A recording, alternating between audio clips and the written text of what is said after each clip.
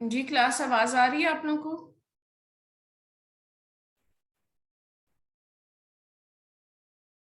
Class अभी जी आई है ma'am ma'am. अब आ रही है। ठीक है। तो लाइट चली गई थी हमारी। तो लैम्डा जीनोम का जी हमारे पास ये था कि लैम्डा जीनोम को अगर फॉर एग्जांपल उसमें मल्टीपल रिस्ट्रिक्शन साइट है तो हमें क्लोनिंग के लिए हमें 2 रिस्ट्रिक्शन साइट रिक्वायर्ड होती हैं। तो हम क्या करते हैं कि मल्टीपल साइट को इन विट्रो म्यूटेजेनेसिस अगर 2 है तो उनको इन विट्रो म्यूटेजेनेसिस हम डील कर लेते हैं, लेकिन अगर मोर देन 2 है तो फिर हमें नेचुरल सिलेक्शन से काम चलाना पड़ेगा। नेचुरल सिलेक्शन में क्या होता है, देखिए इको ऑर्गन जिस स्ट्रेन में प्रोड्यूस हो रहा है, बेसिकली इको ऑर्गन क्या है कि किसी स्ट्रेन में प्रोड्यूस हो रहा है। प्लीज वेट, अजान हो रही है यहाँ पर, 2 मिनट वेट कर लें फिर मैं पढ़ाती हूँ आपको।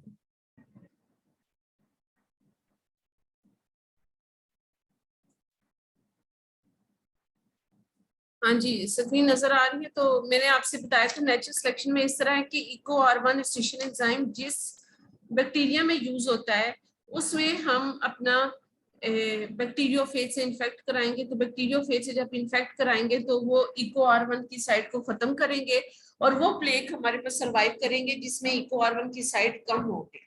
फिर इसी तरीके से मल्टीपल टाइम्स में हम नेचुरल सिलेक्शन में उन बैक्टीरियोफेज से इको R1 इकोलाई के उस स्ट्रेन से करेंगे जहां पे इको R1 प्रोड्यूस हो रहा है। इस तरीके से एट दी एंड हमारे पास जो रिजल्ट आता है वो बैक्टीरियोफेज का जीनोम होता है। जो प्लेग हमारे पास आता है वो विदाउट रिस्ट्रिक्शन साइट आता है। इसके अलावा जब हम देखते हैं insertion and replacement vector, insertion and replacement vector में अगर आप जब देखते हैं तो इंसर्शन एंड रिप्लेसमेंट वेक्टर हमारे पास 2 टाइप के हैं। जब हम एज अ बैक्टीरियोफेज वेक्टर देखते हैं तो इंसर्शन के नाम से ही आपको लग रहा है कि something is inserted in the bacteria. तो इंसर्शन वेक्टर का अगर हम यहाँ पर देखें कि बेसिकली कि इंसर्शन वेक्टर में क्या होता है कि नॉन एसेंशियल रीजन को डिलीट किया जाता है, 2 आर्म्स को लाइगेट किया जाता है और फिर उसमें अपना जीन ऑफ इंटरेस्ट ऐड किया जाता है। तो ये जो इंसर्शन वेक्टर है वो पोजेसेस एटलीस्ट 1 यूनिट साइट उसमें जिसमें डीएनए आप इंसर्ट कर सकते हैं। अब ये साइज ऑफ द डीएनए है वो बेसिकली डिपेंड करता है कि आपने कितने लेवल का नॉन एसेंशियल रीजन को डिलीट किया है। इंसर्शन वेक्टर में अगर आप देखें तो इंसर्शन वेक्टर में हमारे पास 2 इंसर्शन हैं, एक लेम्डा G10 है, लेम्डा G10 और दूसरा वाला हमारे पास लेम्डा ZAP2। लेम्डा G10 जो हमारे पास है वो बेसिकली है इको R1 उसमें यूनिक रिस्ट्रिक्शन साइट उसमें मौजूद है और इसमें ये है कि हमारे पास CI जीन है जो हमारे पास बेसिकली लाइसोजेनिक साइटर को कंट्रोल करता है। इंसर्शन एंड एक्टिवेशन का मतलब ये है कि बेसिकली इसमें क्लियर प्लेग आएंगे, टर्बिड प्लेग नहीं आएंगे। अब यहाँ पर रिप्लेसमेंट वेक्टर में आपने एग्जांपल देखी, ये स्टफर फ्रैगमेंट है, इसको डिलीट किया, फिर जो 2 आर्म्स हैं उनको लाइगेट किया और उसके अंदर हमने डीएनए इंसर्ट किया। ये हमारे पास जो इसके एग्जांपल है G10 के अलावा हमारे पास ZAP2 लेम्डा ZAP, इसमें क्या है कि इंसर्शन वेक्टर में हमारे पास 10 kb डीएनए हम ऐड कर सकते हैं क्योंकि इसमें 10 kb की डिलीशन हुई हुई है। इसमें 6 रिस्ट्रिक्शन साइट है पॉलीमर लिंकर साइट में और उसमें लैग सी जीन है जिससे हम रिकम्बिनेंट्स को सिलेक्ट कर सकते हैं एक्स गॉल एगर प्लेट में। Then we come to the replacement vector. Replacement vector में क्या है कि आपके पास 2 रिस्ट्रिक्शन साइट हैं जिसमें आप क्लोनिंग कर सकते हैं। उन स्लाइड में सेगमेंट को रिप्लेस करेंगे। पहले तो था कि पहले डिलीट करेंगे फिर आर्म को लाइगेट करेंगे फिर न्यू ऐड करेंगे, लेकिन रिप्लेसमेंट वेक्टर में आप दोनों चीजों को पहले रिप्लेस कर देंगे, मतलब एक ही कट करेंगे साथ ही दूसरे को लाइगेट कर देंगे। और इसमें ज्यादातर जो रिप्लेसबल फ्रेगमेंट है वो स्टफर फ्रेगमेंट होता है और वो यूज होता है क्लोनिंग पर्पस के लिए। रिकम्बिनेंट बेसिकली रिकम्बिनेंट जो सिलेक्शन है वो बेस साइज की बेस पे होती है और नॉन रिकम्बिनेंट स्मॉल होते हैं कि वो पैक नहीं हो सकते। इसकी एग्जांपल है लेम्डा EMBL4 जिसमें 20 kb का हम अपना जीन ले सकते हैं और उसको हम रिप्लेस कर सकते हैं और उसके बाद इको R1 BAM1 साइट है और उसमें रिस्ट्रिक्शन एंडोन्यूक्लियस से हम रिमूव करते हैं और न्यू डीएनए एंड करते हैं और उससे लाइगेट करते हैं। अब इन्होंने कहा cloning experiment with lambda insertion और रिप्लेसमेंट वेक्टर। अब ये आपको बताना चाह रहे हैं कि हम लैम्डा इंसर्शन और रिप्लेसमेंट वेक्टर में क्लोनिंग स्ट्रेटजी क्या यूज करते हैं। बेसिकली क्लोनिंग स्ट्रेटजी यूज करने के लिए ये है कि लैम्डा जो है वो लाइक का प्लाज्मिड एक्ट करता है, सर्कुलर फॉर्म में हो जाता है, क्योंकि आपने देखा होगा कि उसका सर्कुलर फॉर्म में डीएनए है, और लैम्डा रिकम्बिनेट इन्फेक्ट करता है, न्यू कॉपीज बनाता है। लेकिन इसमें एक फॉर्म हो सकता है कि इसको इम्प्रूव किया जा सकता है एज अ क्लोनिंग के लिए, उसमें है कि हम उसका लीनियर फॉर्म ऑफ वेक्टर बना दें। लीनियर फॉर्म ऑफ वेक्टर में क्या होगा कि जी डाइजेस्ट करेंगे रेस्ट्रिक्शन एंडोन्यूक्लियेज, उसके लाइट एंड लेफ्ट आर्म को रिलीज करेंगे, सेपरेट फ्रेगमेंट को, और जो रिकम्बिनेंट मॉलिक्यूल है ये अगर आप देखें क्लोनिंग विद सर्कुलर डीएनए, ये दोनों का डिफरेंस है। देखिए यहाँ पे कॉस साइट है, ये इको R1 है, इसमें पहले इसको पहले इंसर्शन वेक्टर में क्या है कि सर्कुलर फॉर्म में पहले इसको डिलीट किया जाता है, फिर उसमें नया ऐड किया जाता है। लेकिन क्लोनिंग विद लीनियर में है कि आपके पास आर्म्स है, न्यू डीएनए है, आप उसको लीनियर फॉर्म में करेंगे और कोस साइट की तरह करेंगे, और कोस साइट में रिस्ट्रिक्शन एंडोन्यूक्लियस की साइट, और वो कट हो जाएगी और वो यूज हो जाएगी टेस्ट ट्यूब में, आप इन विट्रो में उसकी पैकिंग हो जाएगी, और ये टेस्ट ट्यूब में आपका लीनियर फॉर्म डेवलप हो जाएगा। तो इसका हमारे पास देयरफॉर फायदा है कि जो बजाय के हम टेस्ट ट्यूब में इनफेक्ट ई कोलाई कल्चर को इन्फेक्ट करें बैक्टीरियोफेज से, हम टेस्ट ट्यूब में इसकी लाइगेशन कर सकते हैं। और ये बेसिकली इन विट्रो पैकिंग के लिए जबरदस्त टेक्निक है जिसमें रिकम्बिनेंट प्ले कर सकते हैं। अब उन्होंने कहा है कि हमारे पास स्पेस कितनी है, ज्यादा से ज्यादा 15 to 18 के भी, अगर हम उससे ज्यादा करना चाहें तो उसके लिए हम कॉस्मेट यूज करते हैं।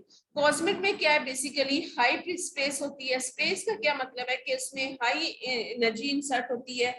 अब जो कोस साइट है उसमें क्या है जी, कोस साइट लैम्डा की हम यूज करते हैं। कोस साइट आपको पता है कि कोस साइट के दो फंक्शन है, अगर आपको याद आए, कोस साइट रिस्ट्रिक्शन एंडोन्यूक्लियस भी प्रोवाइड करती है और ओरिजिन ऑफ रेप्लिकेशन भी करती है।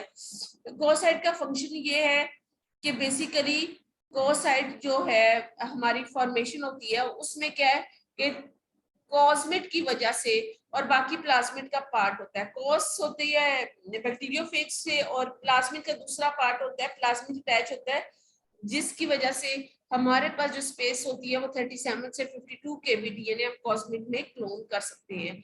बेसिकली जो कॉस्मेट होता है वो प्लाज्मिड है जिसमें कॉस साइट है, और इसके अलावा इसमें सिलेक्टेबल मार्कर भी होने चाहिए।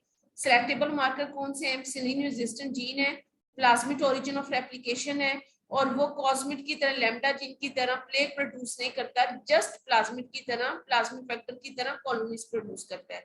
अगर यहाँ पर एक आप स्क्रीन पे अगर आप लोग देख रहे हैं तो जो कॉस्मिड है वो कॉस्मिड का क्या है कि कॉस्मिड में अगर देखें यहाँ पे एमसी रेजिस्टेंट जीन है, इसमें बैम H1 है, इसमें ओरी पॉइंट है और कॉस साइट है।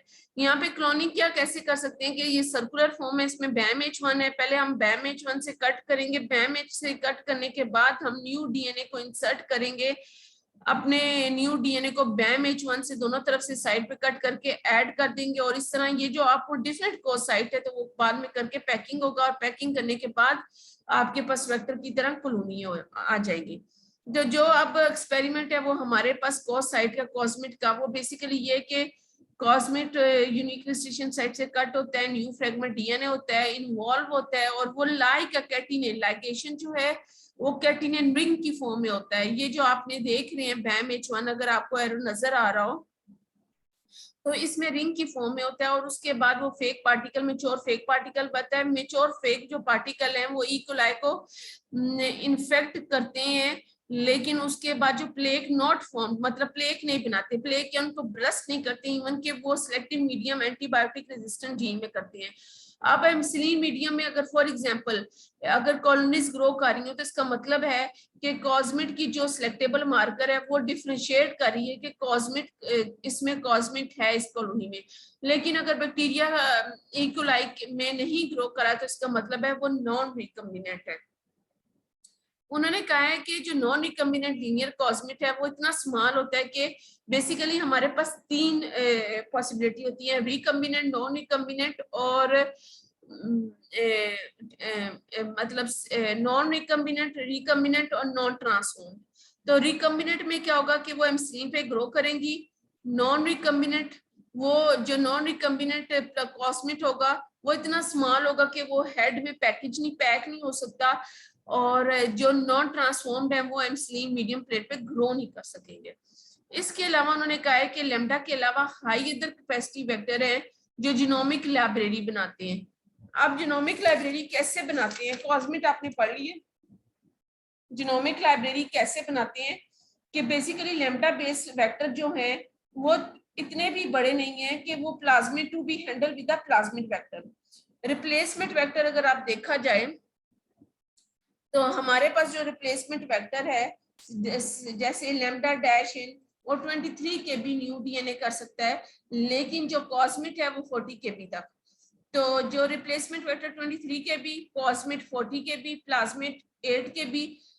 तो अब 8 केबी अगर जीनोमिक लाइब्रेरी बनाए, बेसिकली जीनोमिक लाइब्रेरी क्या होती है, जीनोमिक लाइब्रेरी होती है कि किसी भी ऑर्गेनिज्म की जीनोमिक लाइब्रेरी क्या है कि तमाम डिजायर जीन जो है वो लाइब्रेरी में मौजूद हो और उसको स्टडी कर सके रिसर्च ग्रुप के लिए।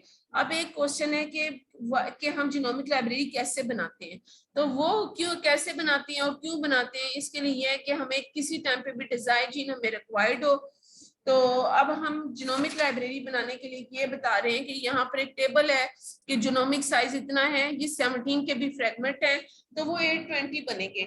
अगर 35 केबी का जीनोमिक लाइब्रेरी बनाना है तो 410 बनेंगे। ये कंपैरिजन है जीनोमिक लाइब्रेरीज बनाने का।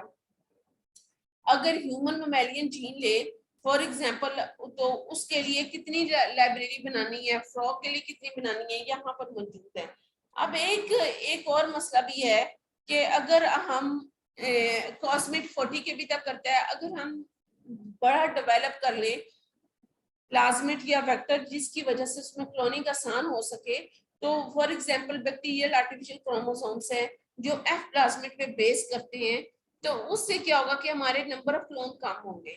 जीनोमिक लाइब्रेरी में हमारे पास जो रिजल्ट आता है वो बेसिकली क्या होता है कि हमने तमाम क्रोमोसोम्स को डील करने होते हैं। अब यहाँ पर एक फार्मूला आपके पास आया है, अगर ये फार्मूला अगर आप देखें एन है तो इसमें क्या है कि नंबर ऑफ क्लोन है इसमें, और ये जो हमारे पास 1 है, पी है वो प्रोबेबिलिटी है, ए जीन का साइज है, जो बी है वो टोटल जीनोम का साइज है।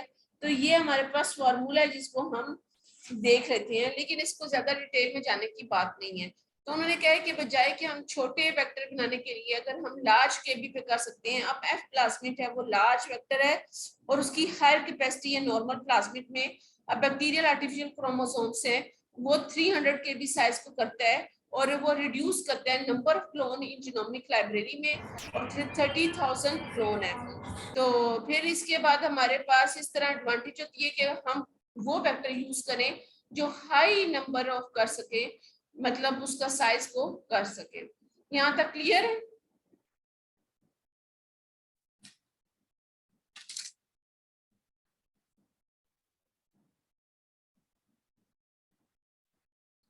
यहाँ तक क्लियर है?